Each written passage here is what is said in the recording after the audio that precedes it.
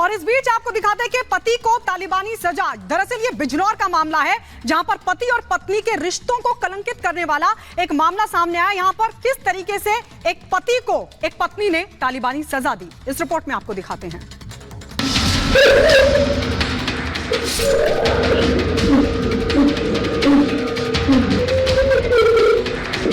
जिसके साथ प्यार की बड़ी बड़ी कस्में खाई थी,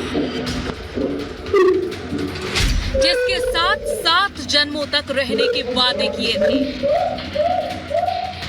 जिसके साथ हमेशा साथ रहने का सपना देखा था, वो ही प्यार अगर जान का दुश्मन बन जाए तो क्या कहेंगे। यूपी के बिजनौर में एक ऐसा ही मामला सामने आया जहां एक महिला ने अपने पति के साथ क्रूरता की सारी हदें पार कर दी। अपने पति के साथ तालिबानी जैसा व्यवहार कर रही ये उसकी पत्नी ही है, जिसने पहले तो युवक को नशीला पदार्थ पिलाकर बेहोश किया, उसके बाद हाथ पैर बांधकर उसके साथ जानवरों जैसा सलूक किया। वायरल वीडियो में देखिए कैसे महिला शख्स के ऊपर चढ़कर उसका गला दबाने की कोशिश कर रही है। इतना ही नहीं, महिला उसके बाल खींचने के साथ ही सिगरेट से उसके शरीर को दागती दिख रही है। पीड़ित शख्स अपनी पत्नी से रहम की भीख मांग रहा है, जोरों जोरों से चिल्ला रहा है, लेकिन आरोपी महिला है कि उसके मुंह में कपड़ा ठूस देती है ताकि वो आवाज ना कर सके। पत्नी की क्रूरता की ये सारी तस्वीरें पीड़ित के लगाए कैमरे में ही कैद हुई हैं। दरअसल कहानी की शुरुआत 2023 में शुरू हुई, जब प्रेम प्रसंग के चलते दोनों ने एक दूसरे से शादी की। शुरुआत में तो सब ठीक था, लेकिन धीरे धीरे महिला का असली चेहरा सामने आने लगा। पीड़ित युवक ने आरोप लगाया कि महिला नशा करने की आदी है और आए दिन इसी बात को लेकर वो उससे झगड़ा और मारपीट करती थी। पीड़ित ने रिश्ते को बचाने की पूरी कोशिश की, लेकिन पत्नी का व्यवहार दिन ब दिन बदतर होता चला गया। इसीलिए उसने पहले ही घर में कैमरा लगा दिया था और पत्नी की ये हिंसक करतूत उसी कैमरे में कैद हो गई। महिला की इस करतूत का वीडियो सोशल मीडिया पर जमकर वायरल हो रहा है। पीड़ित शख्स का इलाज चल रहा है। रिश्तों को कलंकित करने वाली महिला सलाखों के पीछे जा चुकी है। Bureau report, Republic Bharat.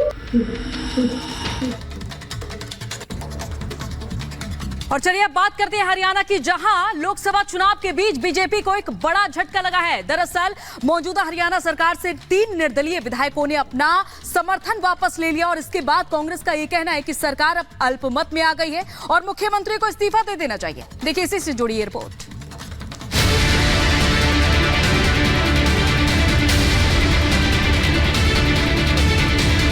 Haryana में लोकसभा चुनाव के बीच बीजेपी को बड़ा झटका लगा है। राज्य की सैनी सरकार से 3 निर्दलीय विधायकों ने सरकार से समर्थन वापस ले लिया। निर्दलीय विधायकों में पुंडरी से विधायक रणधीर गोलन, नीलोखेड़ी से धर्मपाल गोंदर और चरखी दादरी से विधायक सोमवीर सांगवान शामिल हैं। मार्च में बीजेपी जेजेपी गठबंधन टूटने के बाद पार्टी ने निर्दलीय विधायकों के समर्थन से सरकार बनाई थी। इन तीनों विधायकों ने रोहतक में पूर्व सीएम भूपेंद्र हुड्डा की मौजूदगी में कांग्रेस के समर्थन का ऐलान किया।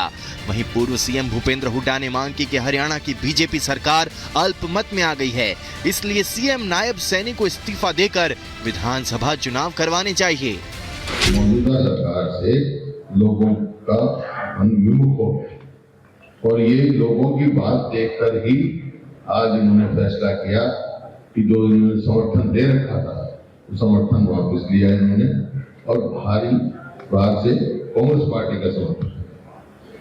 मैं इसमें एक ही बात कह सकता हूं कि ये इनका फैसला ठीक समय पर ठीक फैसला है, जनहित का फैसला है। कांग्रेस सांसद दीपेंद्र सिंह हुड्डा का कहना है कि हरियाणा में हालात बीजेपी के खिलाफ हैं। राज्य में बदलाव निश्चित है। बीजेपी सरकार बहुमत खो चुकी है। प्रदेश में बदलाव निश्चित है और मैं तो ये भी कहूंगा कि ये सरकार अल्पमत में आ गई है। भाजपा सरकार अल्पमत में आ गई है। जो इन्होंने 48 विधायकों की लिस्ट दी थी, उसमें से कुछ विधायकों के तो इस्तीफे हुए हैं क्योंकि वो लोकसभा चुनाव लड़ रहे हैं। और कुछ निर्दलीय विधायकों ने आज भाजपा से समर्थन वापस लेकर कांग्रेस पार्टी को समर्थन देने का काम किया है। निर्दलीय विधायकों ने सरकार से समर्थन वापस लेने के बाद कहा, देश को बांटने वाली बातें हमें पसंद नहीं, चाहे वो राज्य सरकार हो या केंद्र सरकार। 90 विधायकों वाली हरियाणा विधानसभा में अभी 88 विधायक हैं। इनमें से बीजेपी के पास 43 विधायकों का समर्थन बचा है, वहीं विपक्ष में 45 विधायक हो गए हैं। विधायकों की कुछ इच्छाएं होती हैं और हर व्यक्ति आज इच्छा के साथ जुड़ा हुआ है, शायद क्योंकि कांग्रेस आजकल इच्छाएं पूरी करने में लगी हुई है। और लोग समझ रहे हैं, लोग सब जानते हैं कि इसकी इच्छा क्या है, क्योंकि कुछ लोगों को, जैसे कांग्रेस है, कांग्रेस को जनता की इच्छाओं से मतलब नहीं है, उनको तो अपनी इच्छाओं से मतलब है कि हमने अपनी इच्छाएं पूरी करनी है। कांग्रेस लगी हुई है। हालांकि इसके बावजूद सैनी सरकार को खतरा नहीं है। नायब सैनी ने इसी साल 12 मार्च को मुख्यमंत्री पद की शपथ ली थी। इसके बाद फ्लोर टेस्ट पास किया था। 2 फ्लोर टेस्ट के बीच 6 महीने का गैप होना जरूरी है। ऐसे में विपक्ष सितंबर 2024 तक अविश्वास प्रस्ताव नहीं ला सकती है। इसी साल अक्टूबर नवंबर में हरियाणा में चुनाव होने हैं। Bureau report, Republic Bharat.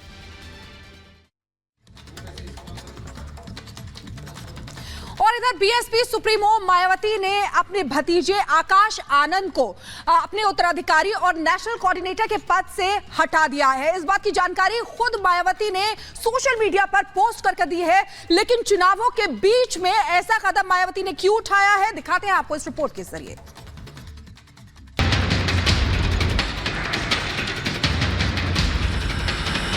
Mayawati सख्त, नब गए आकाश।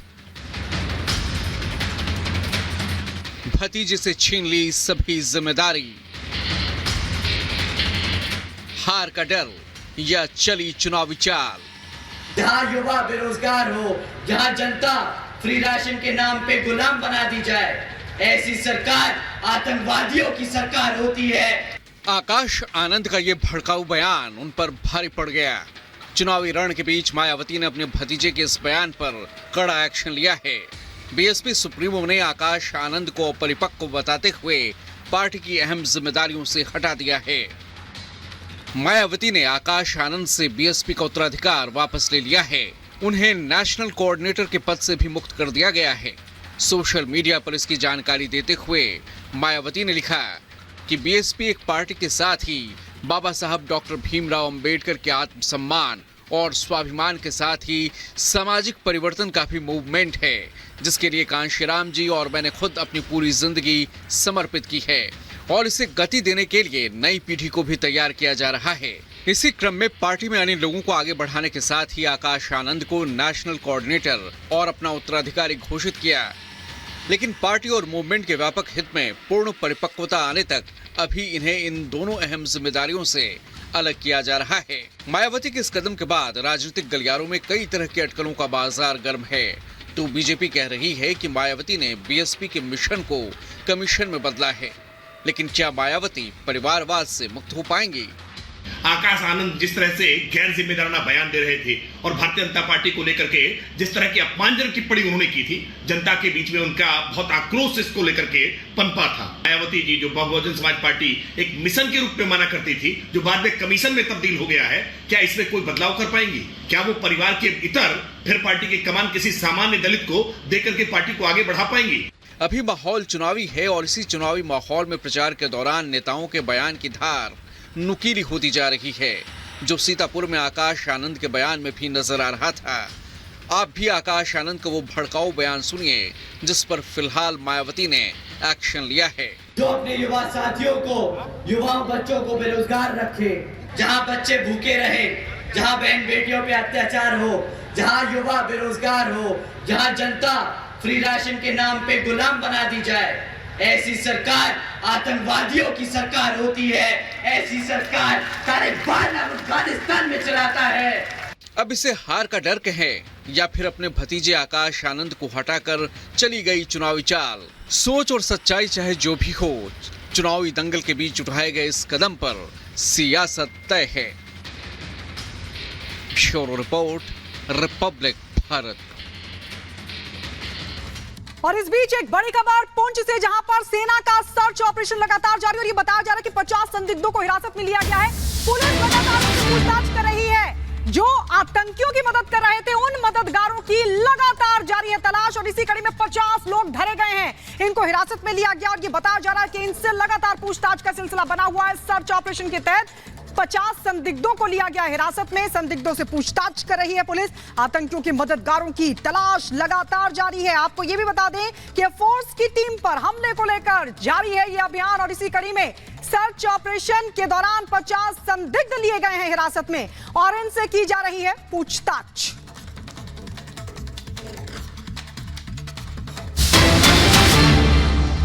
और इस बीच ये बड़ी खबर सामने आ रही है महाराष्ट्र से। महाराष्ट्र के यवतमाल में गाड़ियों में तोड़फोड़ की गई है और ये सीसीटीवी सामने आया है। जरा देखिए किस तरह से तोड़फोड़ की जा रही है। दरअसल बाइक सवार 3 बदमाश ये नजर आ रहे हैं जो कि सड़क किनारे खड़ी इस गाड़ी में अचानक से तोड़फोड़ करनी शुरू कर देते हैं। तोड़फोड़ का ये सीसीटीवी सामने आया है। देखिए ये 3 बदमाश आते हैं और अचानक से सड़क किनारे खड़ी इस गाड़ी में तोड़फोड़ मचानी शुरू कर देते हैं। ये गाड़ी सड़क किनारे खड़ी हुई थी, ये बाइक सवार बदमाश वहां पर पहुंचे और किस तरह से तोड़फोड़ मचा रहे हैं ये पूरी घटना सीसीटीवी में कैद हुई। और ये वीडियो यवतमाल का बताया जा रहा है। ये पूरी घटना यवतमाल की बताई जा रही है जहां पर इस तरह की वारदात को अंजाम दिया गया है। रोड किनारे ये खड़ी गाड़ी जिसमें तोड़फोड़ मचाते हुए कुछ लोग।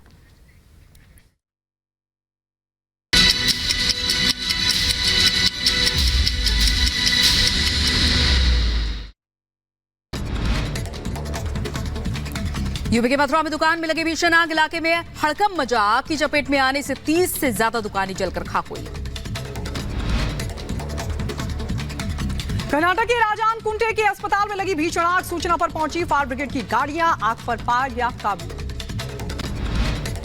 यूपी के नोएडा में गोल्फ सिटी सोसाइटी के सामने दुकानों में लगी आग, गैस सिलेंडर ब्लास्ट से हुआ हादसा, लोगों में हड़कंप मचा। नोएडा में नहीं थम रहा कुत्तों का आतंक, लिफ्ट में एक मासूम को कुत्ते ने काटा, वीडियो भी आया सामने। जम्मू कश्मीर के पुंछ में आईएएफ पर हमले के बाद सुरक्षा बलों का एक्शन, इलाके में सेना का सर्च ऑपरेशन जारी, आतंकियों की तलाश में जुटे सेना के जवान।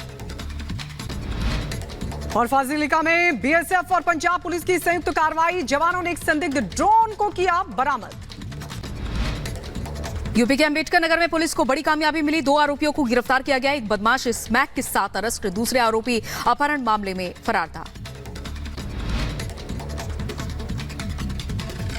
और इसी बीच आपको बता दें ईवीएम में आग लगाने की कोशिश का एक संदिग्ध मामला आया सामने। पुलिस ने मतदाता को हिरासत में ले लिया है। अधिकारियों का कहना है कि पुनर्मतदान की जरूरत नहीं है।